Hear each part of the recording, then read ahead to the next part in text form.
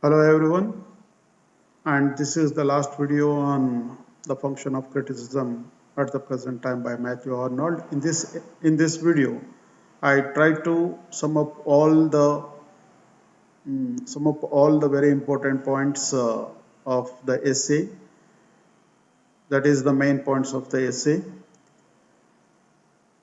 The first main points that I mentioned here is critical faculty is as important as creative faculty.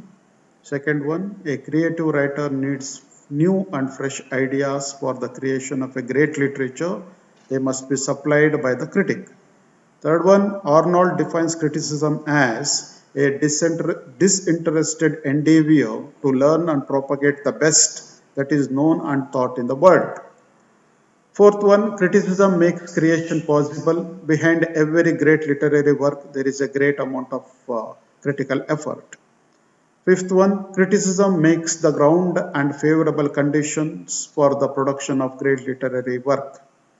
Sixth one, lack of critical effort in the early 19th century, which led to the qualitative fall in the literature produced at that time. This made Byron so empty of matter, Shelley so incoherent, Wordsworth, even profound as he is, yet so wanting in completeness and variety. Lack of critical activity after the French Revolution, for it ceased to be ideological and became political. Eighth one, criticism should be disinterested and impartial.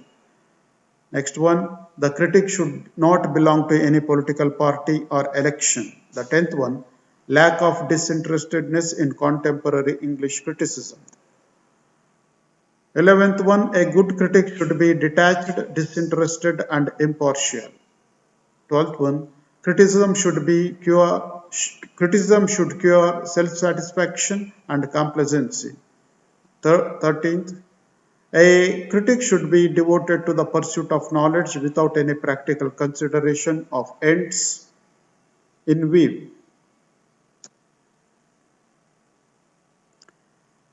Next one, there is no limit in the range or area of the criticism in terms of time and place. Europe should be taken as one great confederation intellectually and spiritually for the purpose. Criticism should acquire creative character in the course of its development. Conclusion.